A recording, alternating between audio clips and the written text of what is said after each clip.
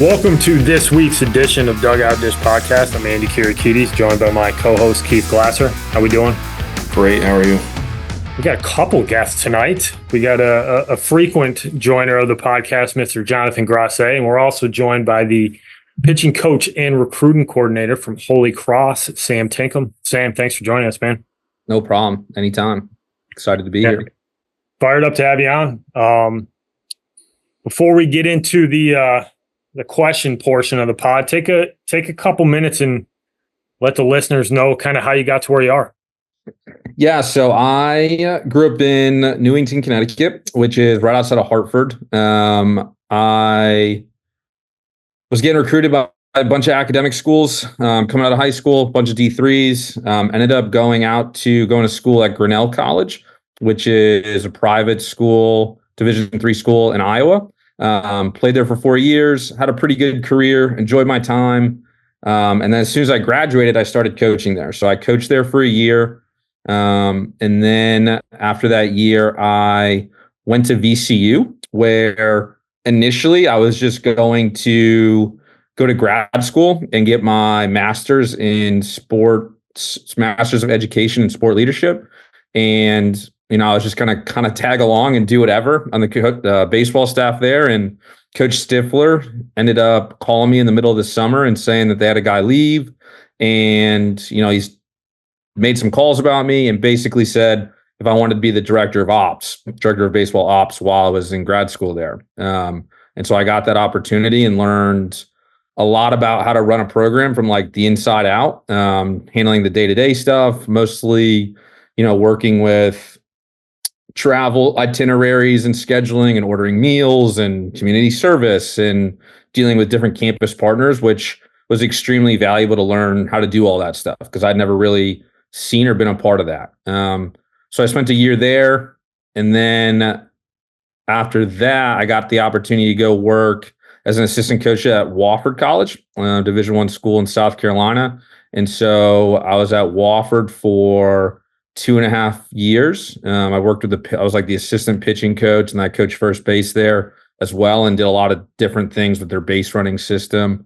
And then after being there for 2.5 years, in January 21, I got the pitching coach and recruiting coordinator position at Holy Cross. And so I've been here for 4 springs and then 3 full seasons. So it's kind of going on year 4, I guess, 4 or 5, depending on how you view that thing. So it's kind of how I got here. Yeah, you learn from some pretty good coaches along the way between staff. I mean, we were talking about it right before we got on with Coach Hollabaugh and then Smith, and then TI, who's now at BC. So for sure. Yeah, I was really fortunate in that regard. Really fortunate, learned a lot. Different styles, like all 3 of those coaches, I think have pretty different styles, but they all cover some same principles, which is always interesting to see how those kind of cross up and like match up with each other, even though they're achieved and taught in different ways. No, we talk about it all the time. The guys that we had a chance to learn from, they just have such an impact on you as a young coach. For sure. And obviously those 2 guys are really good at what they do, being at Notre Dame and in BC now. So first question I want to pop off at you is one we usually start off with, but a lot of families are always curious about this and how coaches go about it. But how do you guys ID guys at Holy Cross? Like, what's that process? Like, where, how, like, what's that look like for you guys? Yeah, so it's everywhere, I guess, is the easiest way to describe it. I think we use camps. We do use camps. We use our own camps. We use third-party camps to gather as many names as we can. It's a really efficient way to see a lot of people and get metrics on a lot of people. We go to major tournaments all over the country, sometimes in Georgia, in the Northeast, the Mid-Atlantic. We go to the West Coast. We went to the West Coast like 3 times this year. So that was new for us. And then we also go to the Midwest. So it's a little bit of everything. At this point, I think we have a system of like, it's almost like organized chaos. And what I mean by that is we have like relationships with people that we've trusted and we've worked out before, and we lean on those guys probably first, especially when we're starting in class, of like, hey, like, who do you think might be a good fit? We're looking for X, Y, and Z. And those guys might recommend people.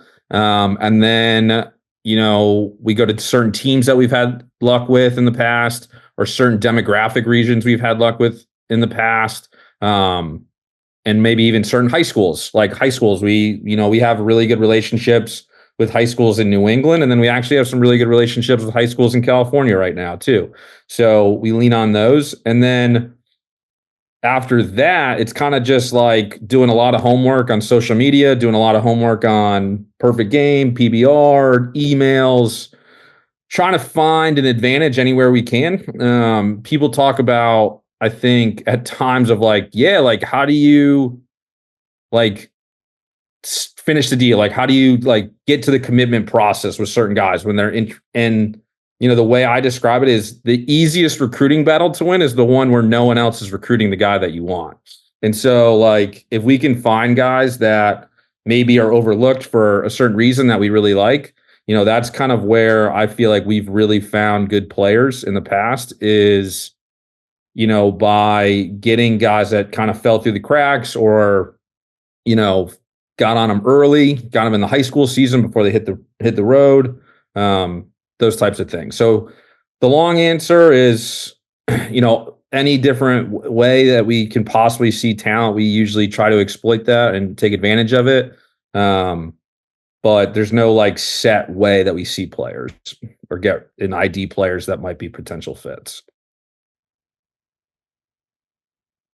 Gotcha. The trusted network thing is something that we talk about quite a bit. I mean, it's tough to see kids a ton. And I imagine that if you're going out to the West Coast, yeah, you might go out there 2 or 3 times, but like you probably want to see an arm multiple times. Like, how much does that matter that you are working with people who have either done it or you trust it? Like, hey, this dude's going to give me the real scoop on a kid. Like, how much does that play a role in how you guys move forward with guys?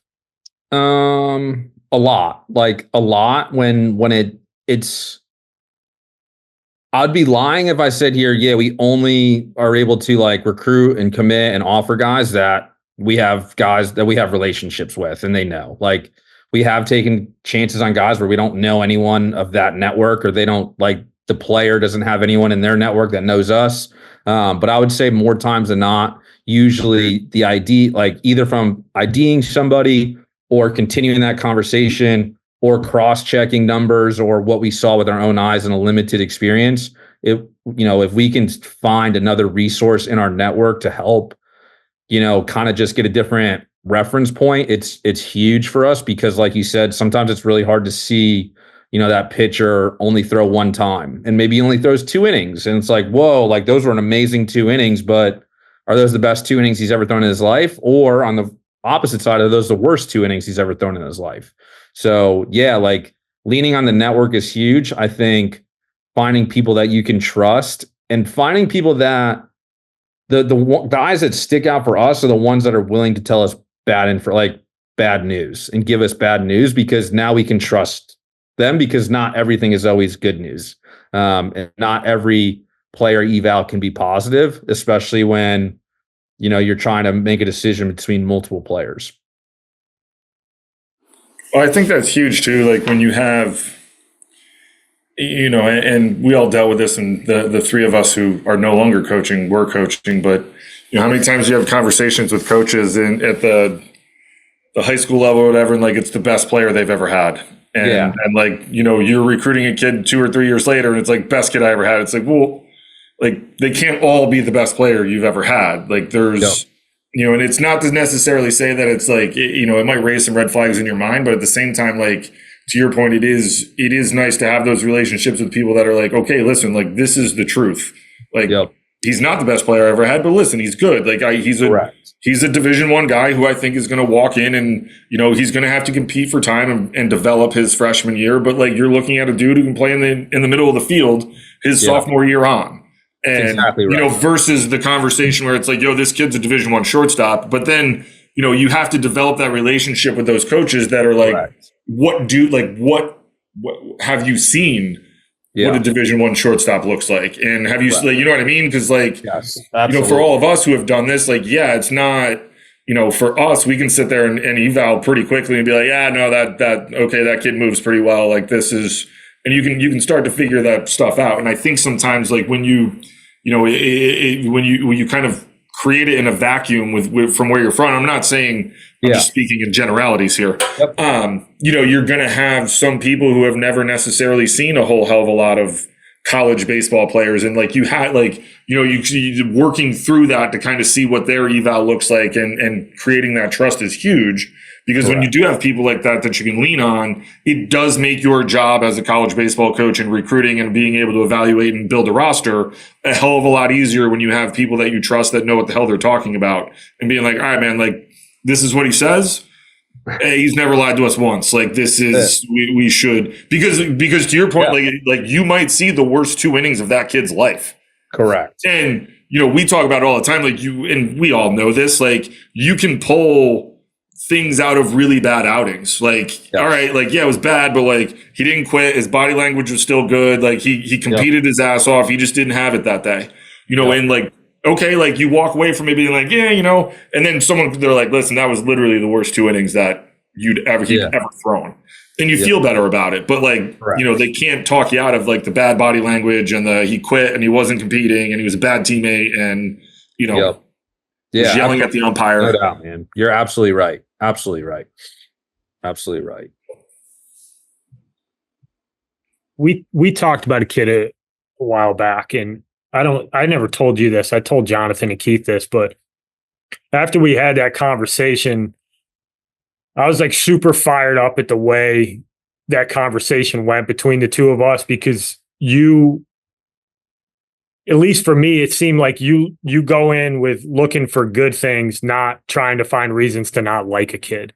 Yeah. And just how you went about taking the time to, one, bear down on the kid because we had talked about him, and then two, call and say, hey man, here's what I got for you. Here's where this kid's at.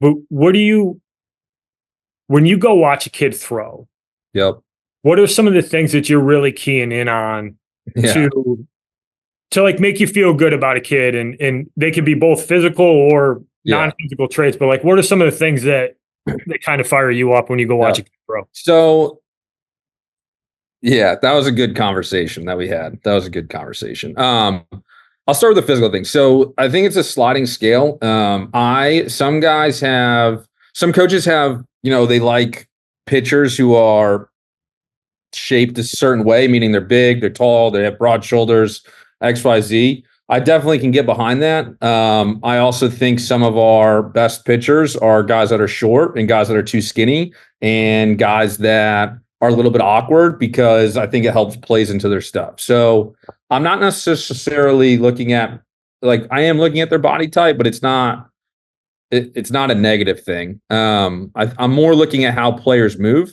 I want guys to be able to repeat the way that they can move, and I want guys to have coordination of how they move, and at least have the potential for power and explosiveness in those different movements that they get to. From an actual like ball out of hand pitch shape thing, velocity is important. Now there's a sliding scale with velocity. Like, there's guys that are 89 to 90 that don't get anybody out really. And then there's guys that are, 81 to 83 and get a lot of guys out. And like, so there's a sliding scale with how that projects onto our roster and our Division I team. I would say that for right-handed pitchers, we don't really typically look at guys that are 81, 83. I would say the guys that we look at are typically north of 85, hopefully touching 90, sitting 90 to 91 at times. But those guys that, like, one of the guys that we signed in our 24 class that I'm most excited about here to show up on campus in 10 days was 85, 87, but he had 3 pitches and his fastball wasn't straight and he had really good command. And like, that is a way different profile than another guy in that same class who is big bodied. He throws really hard. He has no idea where it's going, or at least he didn't a year ago. He tells me that he's gotten better at it, but we'll see.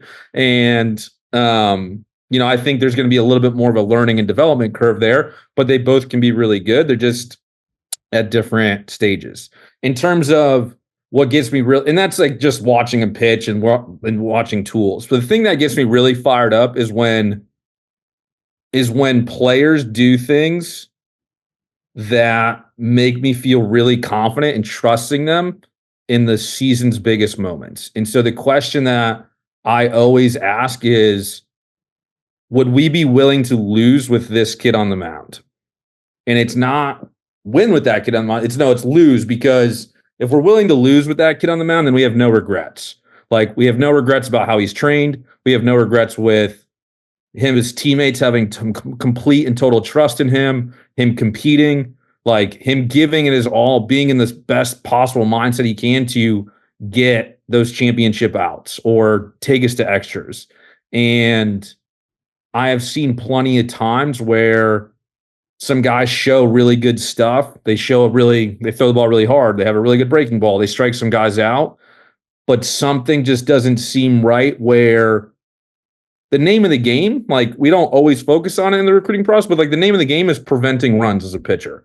And if you're not really good at preventing runs in high school, well, not only does your physical stuff have to get better, I mean, throw harder, have a better breaking ball, have a better off-speed pitch. Now you also have to get really good at preventing runs too, because you're just not going to play as much if you don't prevent runs. So I think sometimes we forget about that. So it may sound strange, but I think simply preventing runs and having the mental and competitiveness, the mental capacity and the competitiveness to be able to focus on, I want to get recruited. I want to throw really hard, but I also want to get this guy out with a runner on third at 2 outs without spiking this breaking ball at 52 feet and throwing it to the backstop. Like, I think there's a balance of that, and guys that embrace those types of moments and guys that are willing to fully dive into the competition, that's usually that's a green flag. And that fires me up. All right. Off of that, is there a setting where you feel like you can get a better feel for that? Because I know we operate in this world where there's a lot of showcase stuff. For sure. These kids get the spots. Yeah, like, I can just come in and let it rip. Yeah, so the easiest place to see it is, like, I love, like, high school games because of that. Because especially when there's either, like, they're trying to make a tournament, they're trying to make the playoffs, maybe they're in their playoffs. Usually, like, in the high school setting, there's always some politics involved, I would assume. But usually it's like, there's 3 classes. There's no one's really paying to play there. Like, let's just see, like, we're trying to win this game right here, right now. And so, like, that's a good spot. And then also, like, tournaments is a good spot to see that. But I think you can still see it even in, like, camps and showcases, because in order to be that guy that can handle and thrive in situations where the pressure is the biggest and the moments and the lights shine the brightest, like, they don't just decide to turn it on right then in those moments. Like, it's built by the way they handle themselves, even when they're going to a showcase or a camp or whatever. And one of the things that I think is, when I'm at, like, a showcase or a camp and it's kind of like a bullpen setting and we're evaluating guys, is I like seeing guys that have, like, a routine. It can be very limited, or at least some type of rhythm to what they're doing, because it makes me think that they've thought a lot about what they're doing, which makes it seem important to them. And if something's important to you, usually you invest more into it. And if you invest more into it, you become a better player and you're more willing to, be prepared for those big moments as well. Well said. Well said. Something about, like, a playoff high school game. Yeah. If you can get your hands on a kid and watch them compete in that setting, because they're playing for something. And I've had some conversations with some kids where they get into the summer ball and they're like, it doesn't feel right because I don't feel like we're playing to win. Like, I get my 2 innings and, like, I'm going out to show out, where they want that chance to go and throw 7 and, like, try to win an important game. And it's always interesting to try to sift through that and figure out like who really wants to compete? Because like to your point, can you give a guy the ball in a big spot? Like, Yeah. it's a hard thing to figure out sometimes, especially like, if you you've don't never really seen. know, but yeah. Yeah, Eric said this to me. Eric Suplee said this to me one day when he was at Columbia, that the final question they ask when they're making a decision on the kid is this a kid that we want that can pitch in a regional? Yep. Like, and that was very similar to you. Like, Correct. is this a kid that we want to lose with? It's like a different way of framing it, but it's the Correct. idea of like, is this the right type of kid? Yep. Do you have any secrets to getting beyond the baseball piece and figuring out the character side? Like, this is the hard part, but like, how do you guys go about trying to dig a little bit deeper on that? Yeah. So it's a good question. It's not easy. I try to ask questions to the kids in the recruiting process at times of like, hey, like, tell me about like, tell me what you were thinking. Tell me what was going through your mind. Like, or like, if I know they're pitching, I try to connect with them the day before. Sometimes if I've seen them and we're like interested, of like, hey man, like, tell me where you're at. And like, sometimes like a lot of guys will be like, oh, I'm excited. And then sometimes it's like, oh, like, I'm excited for this opportunity. And like, when things start being viewed as like like when I hear the word, and I've started to notice this in the last year, like when people start saying the word opportunity, it means that they are now not taking this for granted, right? Like they know this is like a special thing. And it doesn't have to be super special, but like it's a special, they have a chance to do something that they might not always have a chance to do. And once people start, I think, realizing that, then I think there's just like a more, I don't know, like I think there just could be a more inner awareness of what's going on. And so like if there's a more inner awareness, then it makes, I think, drives decision making leading up to those moments, which could end up being the right guy in those big time moments. Because I think like if you show like, if you're grateful for something or appreciation, I think that means that you're at least aware of it and it means something to you because it's important to you. And if something's really important to you, to your core, then I think you may not always be successful in the big and pressure filled moments, but at least you're preparing and mentally preparing yourself for those opportunities. Yeah. And that speaks to what you guys are looking for. Like you talked about it 15, 20 minutes ago. Like, we're looking for guys that we can lose with, and we're okay because they're going to go about their preparation and they're going to compete and they're going to do all that stuff. And the earlier that you can figure that out in your career, if it is in high school or wherever it is, the more it's going to bode well for you moving forward. Because at the end of the day, like when you get to college, like talk about this all the time. Like you go into the office at the end of the year, like, Coach Kahovic isn't like, hey, Sam, let's talk about Johnny's feelings about why he didn't get enough innings this year. I'm really bummed about that. Like, no, the conversations you're having are, all right, like, this is where we are as a staff this year. We got better last year. How do we go move forward and get better next year with what it is that we're doing? How do we lower our ERA? How do we do these types of things to continue to move forward? Because that's like, it's the name of the game. Like, you guys had a better year this year than you did last year. So now moving forward, you want to have a better year next year than you did last year.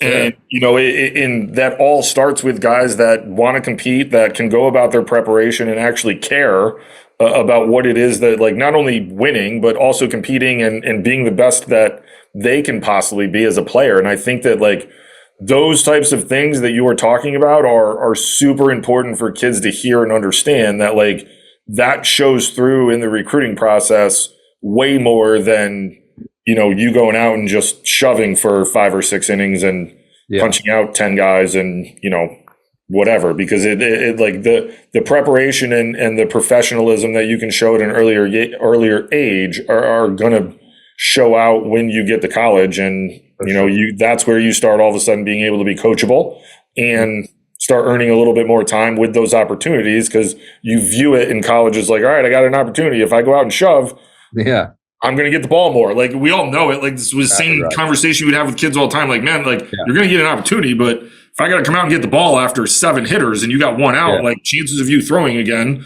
are not very high. But hey man, go out and do your thing and get a bunch of outs and keep us in the game and win some ball games. Like, I'm going to keep going to you, and we're going to have a lot of success. You know, and I do think it takes younger kids a little bit longer because of the way everything is set up, you know, with travel ball and showcases and such. But I do, you know, I do think that there are, and I'd be interested to hear what you have to say. Like, I do think there is some stuff that you can glean out of a showcase, like, because it is, not to say that it's not pressure filled, right? But there is pressure that kids will put on themselves. Like, all of a sudden you're throwing in front of, for sure. You know, you're at head first, man. Like, we all sat behind home plate. Correct. Like, there's 30 Really coaches sitting behind home plate. Like, you ain't gonna get that. Yeah, like, I think showcases have their own, like, it's a different type of pressure, right? Like, you're showing up and you're in an environment you're not used to. Usually it's really fast paced. You may not have like your warm up opportunity that you're used to. So there's a lot of variables that you're not really prepared with or have been accustomed to. You're usually in a new field, a new environment. You don't know the people running it usually in a personal level. And now there's a, 30, 40, whatever, 10, 20, 30 coaches standing behind the backstop with a radar gun pointed at you. And you're like trying to focus on executing your pitch and you're not really sure what they're looking for. Like, you think you know what you're looking for, but you're not really sure. And like, you're all doing this when you've never thrown to the guy catching you. You don't know the shortstop and you don't know the first baseman. And so like, how do you handle those types of pressures? Because that's pressure. It's just in a different way. So like, I think how you handle that. And like, that's why I kind of pointed to like routine, because I just think routine allows people to get grounded and allows it to just be themselves, because we just, at least for us, like we just ask guys to just, just be yourself, just do what you do when nobody's watching. Because I think our guys train really hard. Like, do what you do when no one's watching in like the biggest moments. Yeah. Like, and I think like you can pull threads out of that too, from the standpoint of like, look, we all coached and played in the Northeast. Well, not you, but like you've coached in the Northeast. You know what it's like. Like, we played in the Northeast, Andy, Jonathan, and I. Like, your first 6-7 weekends, like you're not like you're living out of a bag. Like, you're in a different, it's a little bit like you have your teammates and you all that stuff, but like you're in a different environment every weekend. Like, sometimes you're playing down at LSU or Tulane or Mississippi State. Like, Mississippi State. Good Lord, my sophomore year, Andy, like, we went down there and they told us we had a better chance of our bus flipping over and it not going well than winning a game. Like, I mean, it was brutal. They were calling the bullpen phone. Oh God, that was so fun. But like, the point is like you get in, you're in a completely different kind of scenario where you can sink back into your training and your routines. Like, and when you can kind of parse that stuff out earlier on in the recruiting process, I think it puts those kids further ahead on your board. It doesn't necessarily mean that they're going to end up with you, but it might put them ahead of a couple other guys who might be a little bit more talented, because it's like, look, all things are equal, but this kid had like he has a routine. He has something that he does. Like, I watched him do it. This is something that I think we could build on, and he can make a lot more strides when he gets to campus, and I can coach him than maybe some of these other guys. Absolutely. When we're talking about like the routine piece, and we're talking about like, to me, kind of some of the acclimation stuff, what do you think some of the steepest learning curves for kids when they step on campus? Like, you've been doing this long enough now where you've watched a lot of freshmen come in. Some of them are really successful. Some of them struggle. Like, what's the steepest learning curve? And like, what do you find the kids who do well, what do you think that they are able to do to put themselves in a position to be successful early? I think there's two parts, like two main parts to this. The steepest one is simply the volume of work. Like, I think, like, not that like they didn't go to school, like they went to school, but like now they're doing a lot of homework and like it's on them and it's not as structured at times from a class standpoint. But then simply like, hey man, we're going to practice for like 2.5 hours today, like really hard. And then you're going to go lift for like another 45 minutes. And like, that's just going to be the standard. And like, yeah, you might get like a pat on the back early on in the fall because like you're new and we're encouraging, but like that's our expectation. And then you're going to do it the day after. And then you're probably gonna have to write a 5-page paper and you're still going to have to do these things. And I think simply the volume of it and like the volume of work, because if you look at it, say you take like the WWBA in Georgia, right? Like you go down and you play one game a day and it's a 2-hour game. How like you guys would know, like what's that warm up look like? 30 minutes, 15 minutes, right? So you're like your capacity for the day on like a big travel ball tournament day could be 2.5, maybe 3 hours max. And now all of a sudden, like think about like a game day. All right, we're gonna show up. You're the home team. BP starting like 2 hours before the game. Now we're gonna go. Now we're gonna throw. Now we're gonna take like, and all of a sudden now we're gonna play 9 innings. Like simply the volume of things, I think, is like getting your body, not only your body but your mind, like willing and able to be like in go mode for that entire time is number one. And then number two is, I think, really talented players are so excited and so, and it's like this is human nature, but like so anxious to try to fit in and prove that they belong, that they think they have to do way too much. And then they're trying to do way too much, and then they struggle because they're trying to do things that they're not comfortable doing because they're trying to do way too much. And then it becomes overwhelming and it spirals. I think the reality, like the guys that have the most success early on as freshmen in our program are the ones that end up taking the most simplest approach possible. And like those are the guys that succeed. Like, yeah, like this is my approach. Like pitchers, like Nick Harnish had a really good year for us, and it was like all conference in the conference tournament for us as a freshman. And all he was like, yeah, I'm just gonna throw my fastball and I'm gonna throw my breaking ball for strikes. That's it. Like I have one breaking ball. Like I've been working on a cutter, but I don't have it right now, so we're gonna ditch that. Like I don't really love my changeup, so we're gonna ditch that. We're gonna throw my 4-seam fastball up because it's got some carry. I'm gonna throw like a downward breaking slider off of it, and like that's all I'm gonna do. And like that's how it works. And like I think because the reason that everyone, at least I think the reason everyone gets recruited, right, is because there's some type of skill that they're really good at, or they stand out, or there's a strength. And I think when you go in and you're not used to the gameplay, it's a little bit faster. You got to acclimate yourself.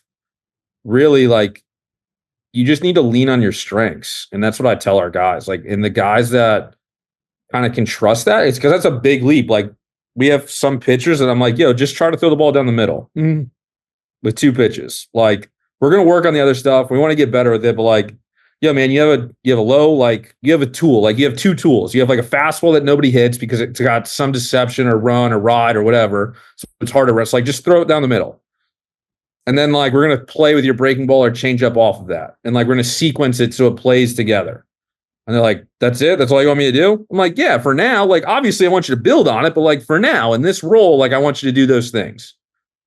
Like, yeah, man, like, I don't need you to go 7 innings, freshman. Like, you're a reliever now. So, like, what I'm going to do, we're going to bring you in. You're going to face 7 hitters. 6 of them are going to be right-handed hitters. You have a dynamite slider. We're going to throw your slider 65% of the time. Make them hit your slider because hitters are hitting 208 against it. And then when they get to the lefties and you're a little bit more uncomfortable with that, we're going to go to the guy that gets lefties out. And then they're like, that's it? Like, that's all you want me to do? I go, yeah. And then I want you to do it 2 days later. They're like, oh, like I can do that. You're like, yeah, man. Like, and as we develop through your career, we want to add like a change up and we want to make it, but like to begin with, to have the initial success. And this is what like on the pitching side, I tell our guys is like, when you get here, the first goal isn't to become all of a sudden, and like people disagree with this, but because of our smaller roster, like we need you guys to be able to pitch in game to help us impact winning right away. And impact winning means you have to be trained in a gameplay environment to have success in some type of role. Once we do that, then we can get all in, like once that is step one. And while we're doing that, yeah, man, we're going to try to get your slider better. We're going to try to throw harder. We're going to try to create a pitch design that optimizes your stuff. But in order for you to be a productive member for our team and for our team to maximize its potential, we need, at least on the pitching side and the position side, like freshmen, you guys need to be able to pitch and prevent runs in the roles that we need you to do, which is going to be around your strengths. So lean into your strengths. So those are the 2 steepest learning curves, is like people trying to do too much And simply, one, people try to do too much and make it more complicated than it is. And two, just being overwhelmed to the simple volume of work, whether it be academics, travel, practice, the number of games, and so on and so forth. And then simply put, the guys that have the most success early on are the guys that keep it simple and play to their strengths. Yeah. You just got fired up. Yeah, I did get fired up. That's my thing, because because it's going to happen in 2 weeks. If someone's going to talk about the freshmen are just going to say some stuff that are just going to get me going, and I just. The problem though is that saying this is, you guys got me on. I just texted this to Andy. You guys wanted me on here, and I'm like, Sam just said everything I was going to say. So what am I going to say? I literally don't have anything to say. Well, no, I couldn't agree more. We had this conversation, and we're just literally just I, and we're agreeing with each other, and I'm going, you guys could have just kept me off. You got to just kept Sam on, but been all good. It's not true. That's why you have a background now. That's it. But Sam, but just say I disagree with it, Keith. But, you got the background. I have the background, but I just everything he just said, I was just about to say too. I'm like, all right, what do you want me to? I think the biggest thing, and it's not it can't go understated. I think when you're a freshman going to play college baseball, regardless of what level you're going to play at, is the sheer volume from a baseball standpoint that you are going to undertake. And we talk about it a lot. We talk about it with our clients. We talk about it on this podcast all the time. Pretty much every time it comes up when we interview people, it doesn't matter what you've done beforehand. You're about to go through something that you've never gone through before in your life. And it's the hours that you're going to spend on the field, the hours you're going to spend in the weight room, what you have to do from a class standpoint and to be an actual student, and then it's all the other stuff too. You have to eat, you have to do laundry, you have you have some semblance of a social life. There's a lot of other things that go into this, and you have no idea what it is that you're about to undertake. And it does take guys a little bit. What's that? I laugh all the time. Me and Ed talked about this the other day. I laugh. Guys say, "Well, I just committed. I'm just gonna train this off season." Okay, you're just gonna train. What does that mean?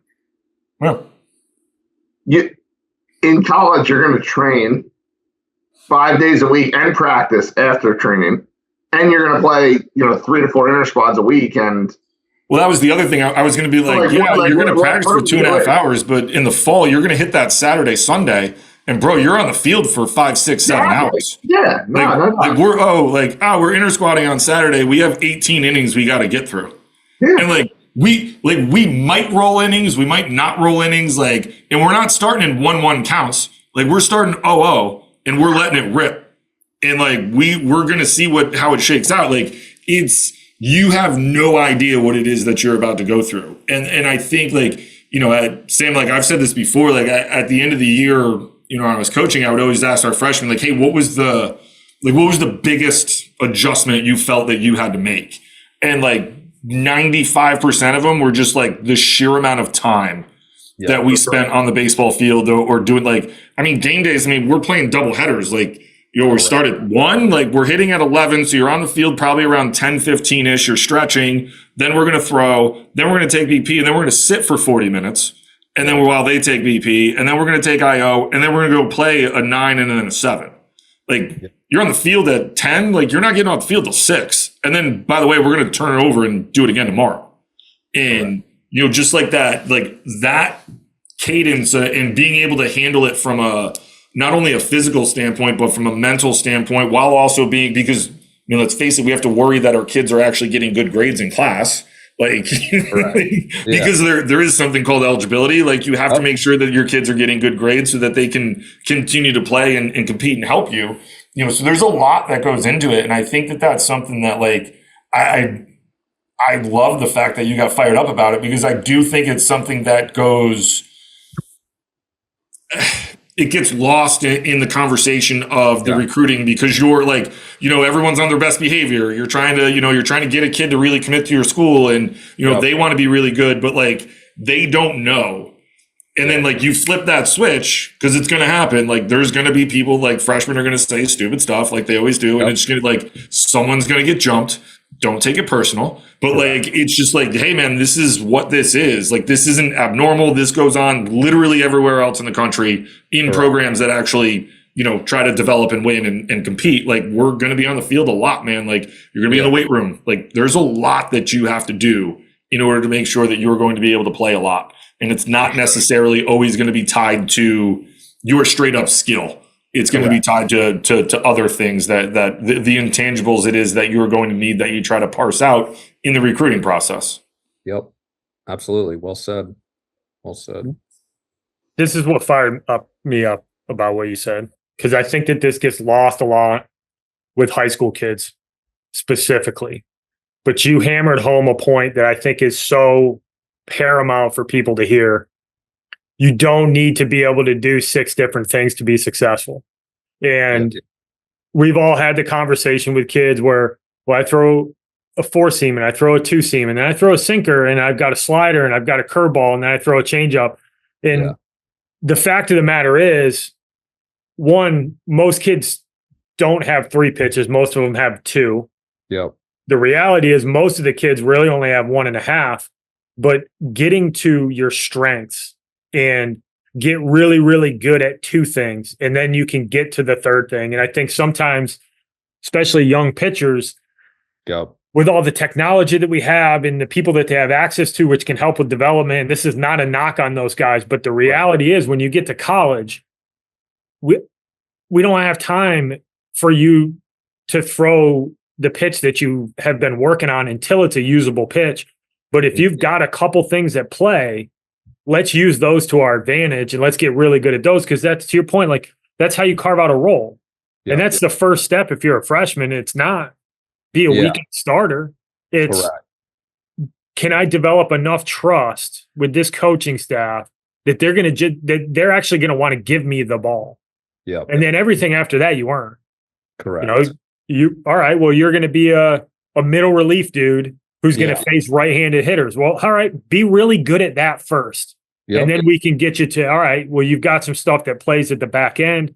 Maybe you're going to close, or you've shown us enough to maybe we want to get you in a midweek role and start to develop you as a starter. But I think for high school kids who are listening to this and parents who are listening to this, don't be in a rush to add things to your repertoire and sacrifice the things that you do really well by doing that.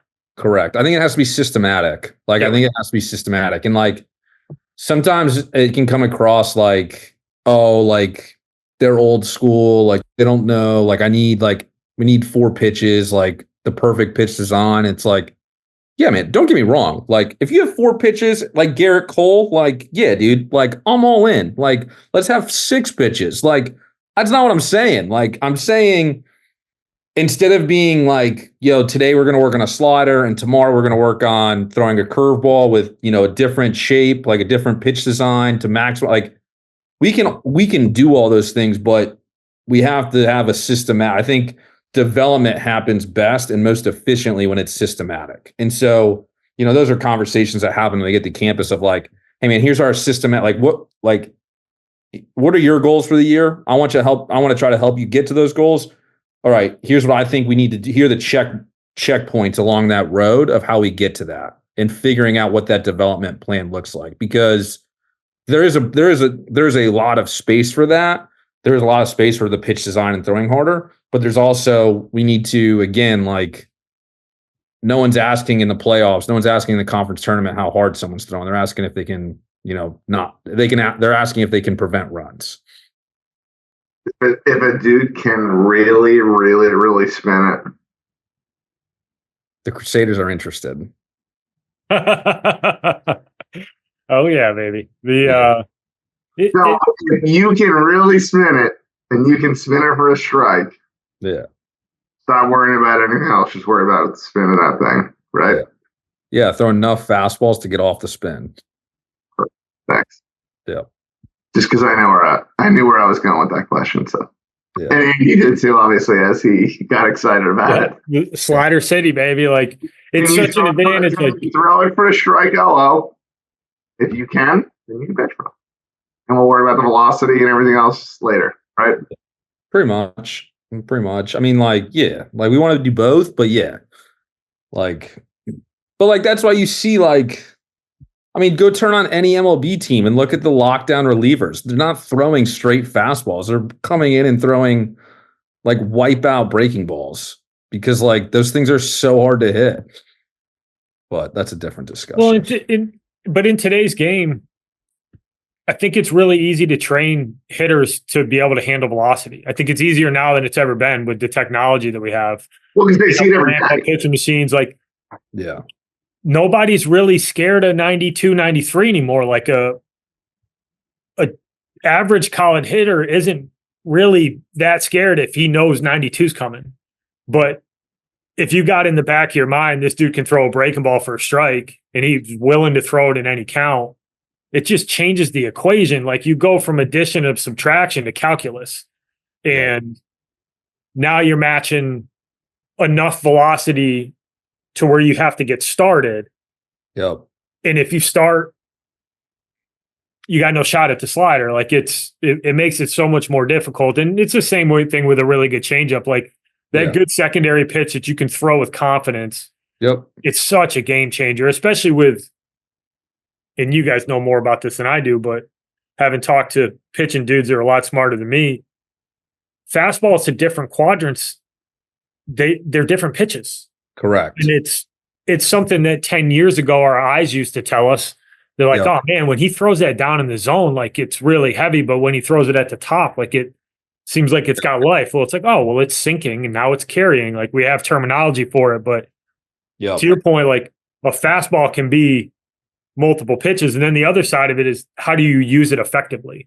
Yeah. So you're talking about, well, you have a fastball that carries and you have a good slider.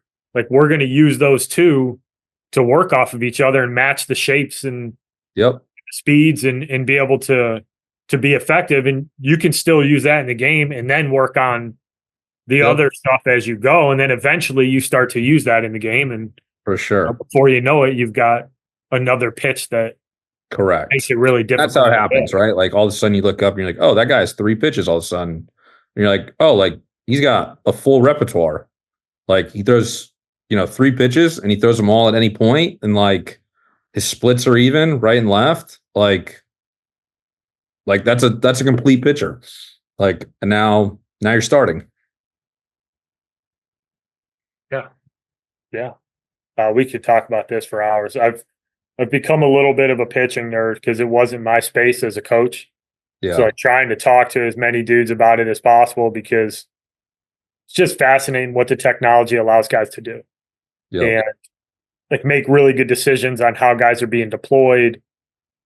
How can you take advantage of what they do well? How can you minimize what they don't do well? And to me, it's just like a fascinating puzzle to be able to pull it all together. And I think you hit on it, but I don't think everybody talks like that. I think there's a lot of people who use the data as a talking point, but it sounds like you leverage it to find things that guys do well, and you're trying to get them to do the things that they do well frequently and not asking them to do things that they don't do well. And I think there's a big difference. So, and it's one of it's in like, I don't know, this may be different than other programs, but like, I really just want people to compete with their strengths. Like, I really just want people to compete with their strengths. Like, and that can be difficult at times for people to wrap their head around because like we had a freshman this year who was like second on our team in appearances. And I think he threw 4 breaking balls the entire year. Like he was just fastball changeup. And like, I think at times he was like, I think early in the year, he was like kind of confused by that, but then he just leaned into it fully. But I just think it makes it easier because the question that I ask people is like, all right, like, what's your best pitch? And like, usually 75% of our pitching staff will say a pitch besides their fastball. And so then I'm like, okay, well, if that's your best pitch, like, why are we not throwing it the most? And that's the kind of way I phrase those conversations, or I start those conversations, because I just think in order to have like confidence. We need to be like, you're more likely to have success if you have confidence, and you're more likely to have confidence if you're put in positions where you can play to your strengths and it has a good chance of working. And I think some of that's from a scouting report and coaching, like coaching staff identifying what strengths are and strengths and weaknesses are, and then also relaying that as well. But we very much try to play into people's strengths and then improve and practice their weaknesses as well, but also strengthen strengths. Like, I think sometimes people are like, oh, like I have a good breaking ball, like I was going to work my changeup. Like, yeah, true, but we also can make that breaking ball even better as well. If it's already good, like let's make it plus plus. Or if I have a good fastball, if I have a good sinker, like let's make it plus plus. Instead of like, yeah, like it's good enough. Like, no, like it's good enough, yeah, but like let's make it elite. And if it's elite, like let's make sure it stays elite as well. Right, that's a good point. I think, especially with the secondary stuff, I think that a lot of times guys want to just be okay with like, oh yeah, like it's a pretty good pitch. Like I got a breaking ball, I can roll it for a strike, yada yada yada. But I want to work on my changeup. I always want to do the next thing. And you're like, no, let's make this thing like really legit. Like let's really work on it. And I think for a lot of times guys, they're just, hey, it's a good pitch or it's an okay pitch. Yep. I want to work on the next thing as opposed to just being like, yo, like, let's make this thing super legit. Yep. Yeah, you're absolutely right. Like, I think the other thing too, and correct me if I'm wrong, because I was not a pitching coach. But I like along the same lines we were talking about a couple minutes ago about your freshmen and stuff. I always saw this, right? Like your freshmen come in and like you recruited them for a reason. But like, yeah, they have 9 different pitches. And in the recruiting process, like he's not a 9-pitch guy. He's going to be a 2-pitch mix guy, and we're going to have to develop a changeup or a slider or a curveball, whatever it's going to be, right? For eventually for his 3rd pitch. Like that first slider or breaking ball that they throw that just hangs in the middle of the plate and just gets absolutely tattooed in an inner squad. And like you have to pick up the pieces a little bit sometimes, but it's good because like they need to fail in that setting for then you to be like, okay, listen, it's not a bad pitch. Like it works to get high school hitters out, but you can't flip that 76 mile an hour slider over the middle of the plate against our 4-hole hitter. Like he's going to absolutely turn that ball around for a double or a home run a lot. Like, so like, and I think sometimes like when you can do it that way and frame it like from a coaching standpoint of like, hey man, it's good, but like if we're going to get really good hitters out, we got to get that pitch better. So like we're scrapping 4 through 9 from a pitch standpoint, and we're going to get 1 and 2 really good, and we're going to bring 3 along with it so that, and I think when guys see that and they kind of fail a little bit, especially early on, like you want them to fail, but you also want them to fail forward from the standpoint of like, I want you to fail, but I want you to fail because we're trying to get this stuff better. It's like, we're not winning, like, the cliche, but like you ain't winning the Patriot League on September 15th.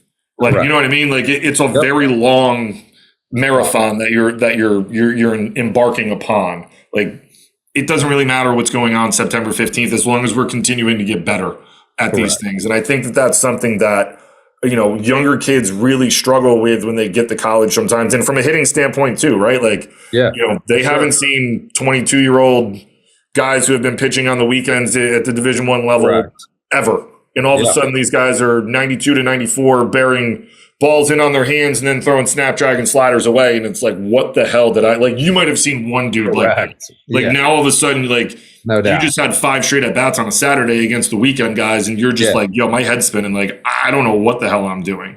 Correct. And I think like those things, it goes both ways for younger guys. Like, you want them to fail forward, and look, there's going to be dudes that just go out there and roll the pole and get guys out. And like, awesome. Good on you. I'm here for it. But, I love the fact that like, we want to keep our strength strong and make those things even more elite. Like that's the stuff that, it's going to make programs and kids better in the long run. Yeah. Do you guys do anything?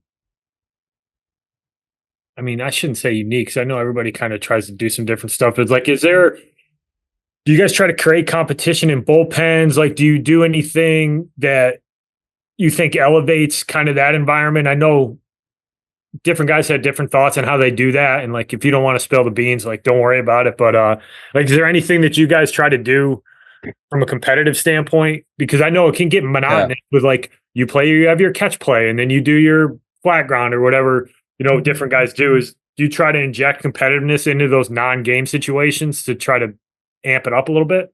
Yeah. Yeah. We try to make things as competitive as possible. I started doing this last year and I took it from Notre Dame's pitching coach, Seth Volz. We do like a 3-pitch competition before anybody throws. So like they do like everybody does like their pre-throw, like they warm up, they do like their bands, they do, throw their med balls, they do all their different stuff. And then I pick like 2 guys on our staff and they have to throw like from 45 feet to like a squatting catcher out of the plate, like lightly, like it's not a full intent, probably like 60% out of their like stretch delivery. They haven't thrown a ball yet. So like they're really uncomfortable because like you haven't thrown a ball yet. And we just aim for the target, like middle down on the plate, and I'm the judge. And it's just best 2 out of 3. And I make the rest of the pitching staff choose sides and they can heckle each other. And like whoever gets it 2 out of 3, like whoever loses has to run. And then the other guys like get to go right into their catch play. And I think it's interesting because it makes guys get used to competing in an environment they're not comfortable in, because like pitchers are weird because they'll be like, what do you mean? Like, I haven't thrown a ball yet today. Like, how am I expected to be accurate? Like, I'm going to like, this is so uncomfortable. And it's like, yeah, it's supposed to be uncomfortable. Like, we're putting you an element where you have to be able to compete, because like, if I also said, hey man, if you can hit this target from 45 feet away and you win $1 million, like you are more than capable of doing that. Right. Like, and so it's like, yeah, dude, like, let's do it. And it's really interesting because at first, like some guys were like, oh, I don't want it. Like they shied away for it. Cause like, oh, like I didn't like how my arm fell, or like I didn't feel it because I haven't warmed up and I haven't prepared. It's like, yeah, but you're not always going to be prepared. Like we're going to try to prepare you as best as possible. Like there's also some aspect of just competing and like getting used to just being like, you know what? I don't care about the situation. Like we're going to focus on this very narrow task of just hit at whatever intensity I want. You can lob it from 45 feet away and just hitting the partner. And then like there's a competitiveness because there's outside pressure because your teammates, can suffer a consequence if you win or lose. And they also picked like some guys will like, there'll be like 19 guys on one side and like only one dude will back the other guy. Right. So it's like sometimes it's like, oh, that's eye opening as well. So that's one thing we do. And then we rank everybody every week against each other. In a bunch of different categories, usually like all objective measures.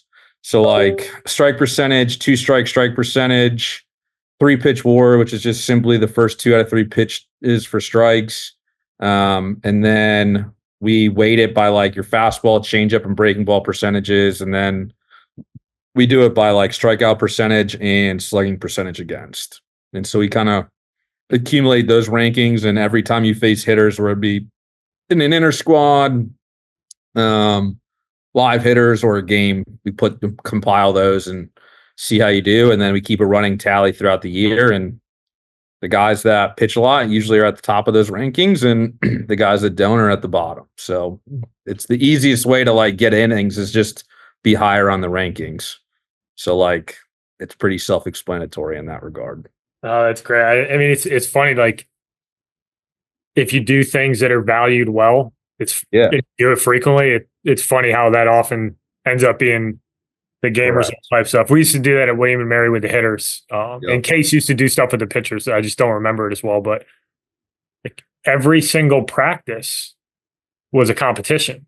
Yeah. And it's cool when the kids buy into it because they're legitimately competing. That like on Monday after a full week and 4 games, like the board gets updated, and you'll get some people talk shit. You get kids who come in and be like, I had 9 hard hit balls and you only had me at 7. Like, what's up with that? Like, that's the kind of competition you want from kids. And they don't realize it because they're smart kids. So they probably do. Let me not understate that, but they start competing at things that are valuable Yeah.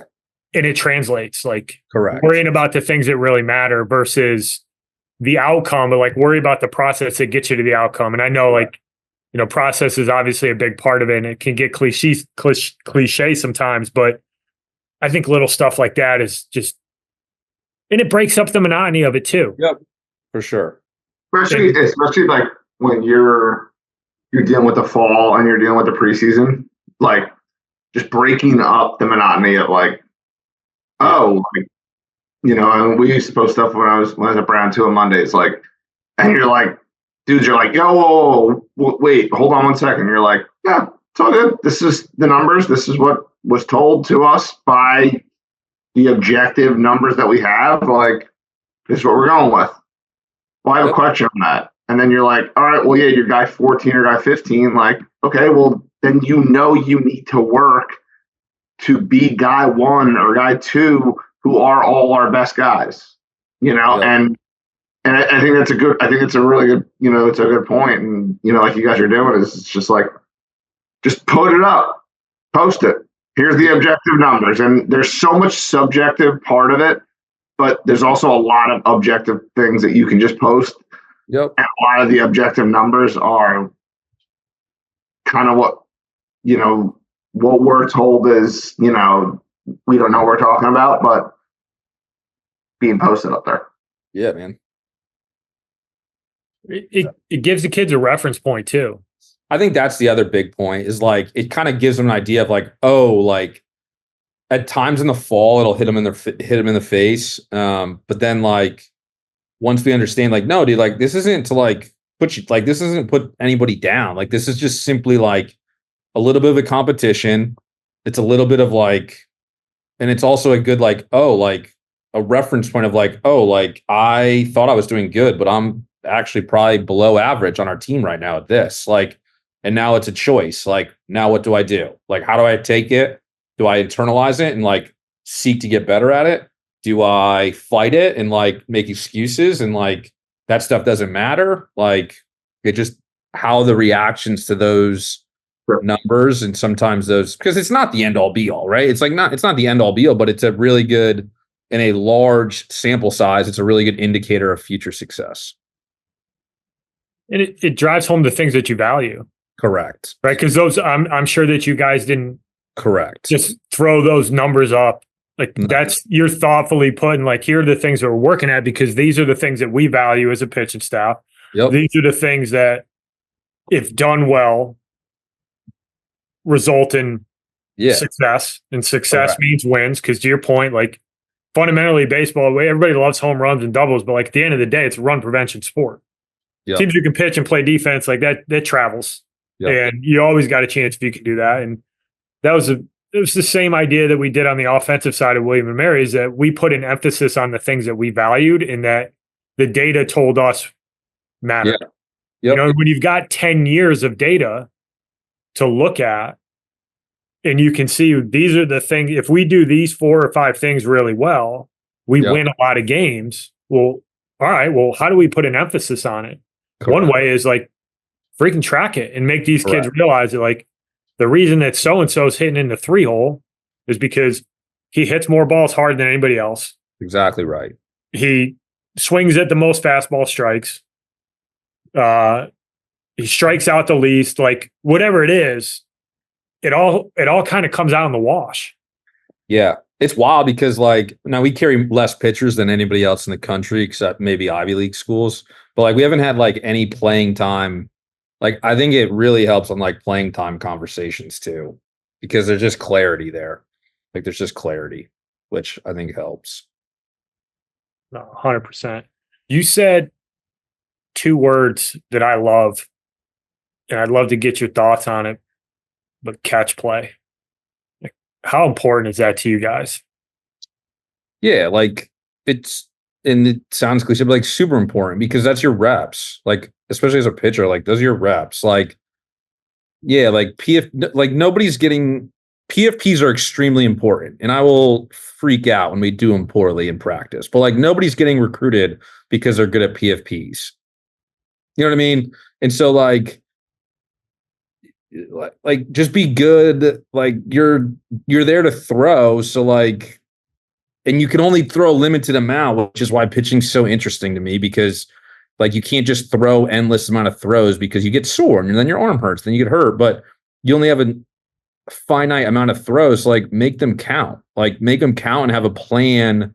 And like, that's why I'm big into routine, because like we need to have a plan of how we're getting better. What are we systematically doing to either one, condition our arm to handle more volume, because like you're going to throw a lot more pitches. And so that like you need to be able to handle that. And then also, what are we doing to become better at the things that we want to become better at from a throwing perspective? And catch play is the way to do that for us. Like it's the most important thing a pitcher does every day at practice is their catch play. And it's like saying if you went to like it'd be like going to basketball and like just haphazardly like going through jump shooting. Like, right? Like what's the point? Like if you're just going to not do it fully locked in every day, like you're not going to see the results that you want to see, and you're not going to be as consistent. And being a good pitcher is simply being consistent most often, because everybody can pitch well once in a while. So, I just think it helps consistency, and like it allows you to develop and allows you to systematically develop, which I think speeds up the development curve. It kills me watching high school kids, and I was an infield guy, and not being good at playing catch. Yeah. And I never really thought of it from all positions perspective when I was playing. Not just pitching. At all positions. But when we would first get there in the fall, I wouldn't put anything in play for the guys. I just wanted to see how they did it. Yep. And it was very interesting to see the kids who were good throwers. And I'm not talking just arm strength, like infielders, multiple angles. Can you throw off balance? Are you an accurate thrower? Can you throw a little bit of touch, a little bit of feel? Yep.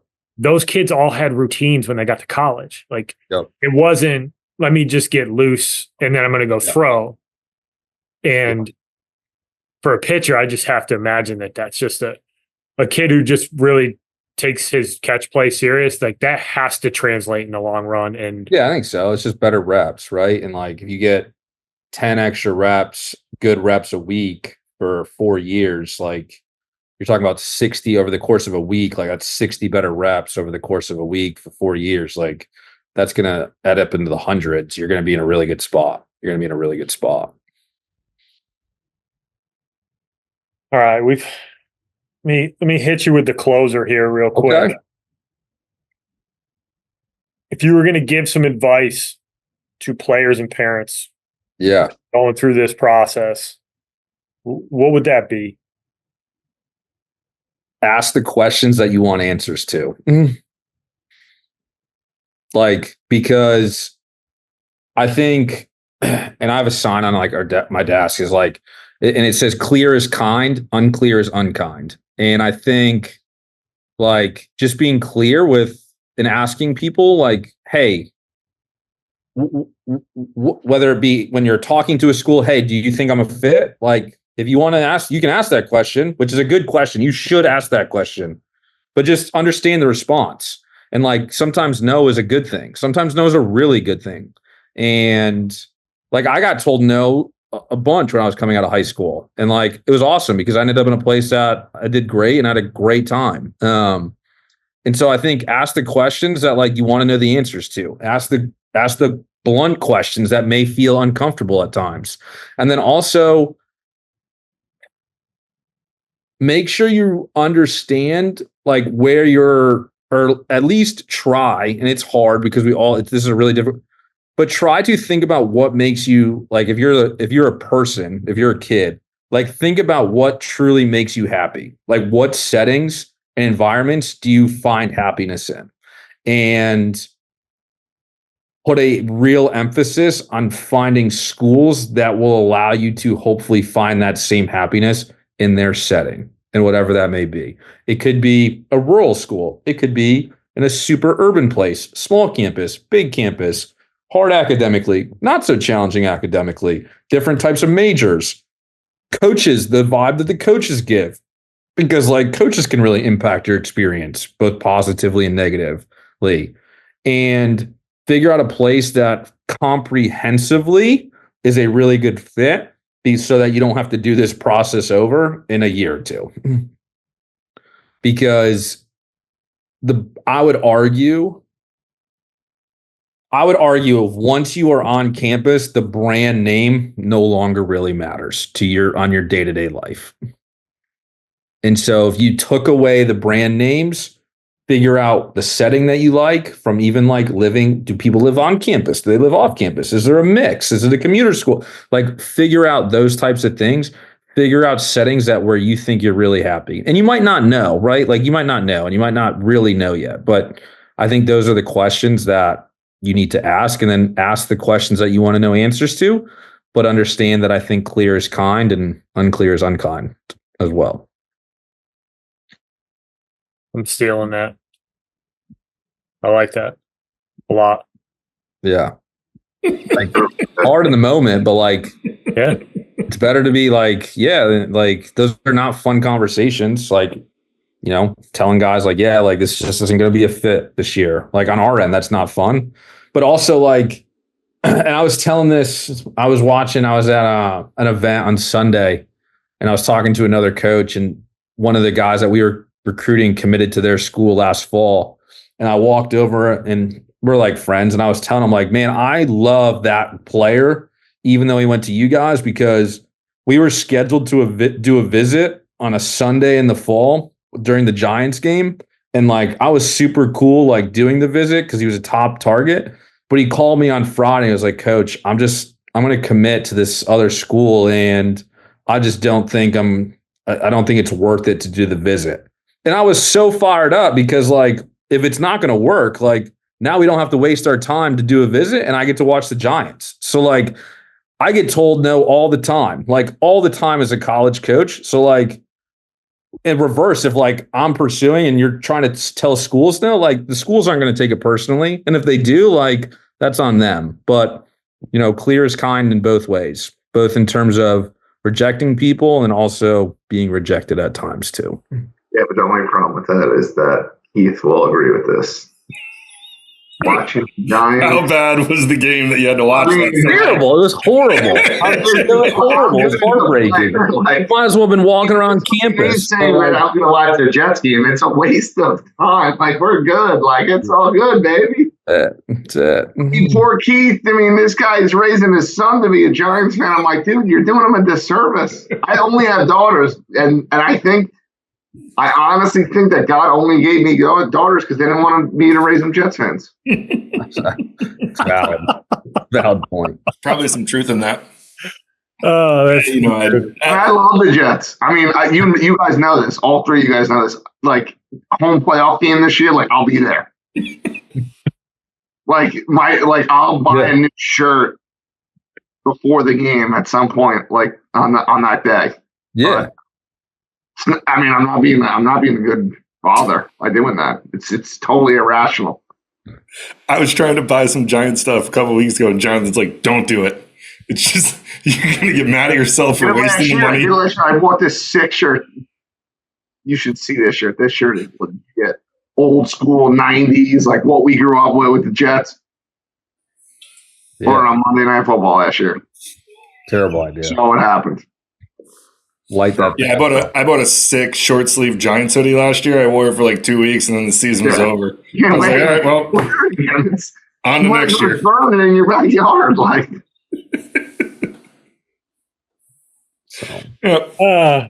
Come to Dugout Dish to listen to Coach talk about pitching and drop some serious knowledge, and then end up talking Giants and Jets at the back end. That's what you get on this podcast, baby. Jonathan's in for it this year when he's going to be on here, where the Giants and Jets are struggling, and he's just on here pontificating about how many wins the 49ers are going to have and what the Super Bowl is going to look like with Brock Purdy paying him $320 million. Get out of here. There's no doubt.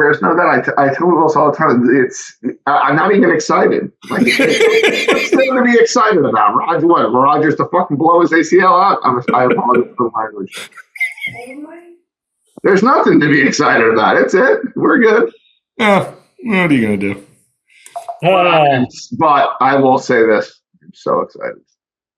Yeah. But no, back to the. I'm so fired up. Like, I can't wait. Like, I'm bleeding green right now. But You're a special kind of crazy. yeah, I send you this stuff all the time. You guys laugh at me. I send you that stuff all the time. Jets fans Tinks, you're a sad individual for being a Giants fan. So like, right. I support it. I'm like irrational. I mean, I send it to Andy. I'll bust Andy's shots all the time. I'm like, oh my, like this is what I deserve. Like this is it. Yeah. This is what I deserve. 2 years ago, we made the playoff run. I was insufferable. My wife was like, "I've never seen you like this." I was like, "We haven't been good since we've been together." Yeah, what do you want me to do? This is where we're at, baby. We're in the playoffs. Here we go. Yeah. That's it. That was a good game too. All my kids wear Eagles gear, so just so you guys know. That's good. I say it's more responsible as a human being when you're a father to wear. So Gracie went to bed tonight, my youngest, with a full Eagles get up. So I mean, what am I going to put her in a freaking Jets outfit? I mean, incredible. Well, Dang, I love you. Love you, guys. Thanks for having me on, guys. Thanks for having me. You're the man. I appreciate you. Yeah. Appreciate the friendship. Appreciate, everything you've done for all of us. Thank you again. No problem. Yeah, man. Really appreciate you, Don. Yeah, that was awesome, man. I good. Dropped a ton of knowledge, and good. Yeah, really appreciate you coming on, and we're definitely gonna try to get you on here again. So yeah, absolutely, anytime. Yeah. All right, well, thanks again. No problem. Thanks for listening, everybody. Tune in next week. We'll talk to you then. Sounds good. See you guys. Thank you for listening this week. If you're watching on YouTube, go ahead and hit that subscribe button and smash that like button for us. Check us out on Apple Podcasts, Google Podcasts, as well as Spotify. You can follow us on Twitter and Instagram at EMD Baseball. If you want to find out what me and Keith do to help families and players navigate the recruiting process, go ahead and check us out on emdbaseball.com. Take a few minutes to check out our new online academy. I promise you'll get some good information out of that. Thanks again for listening. Check in with you next week.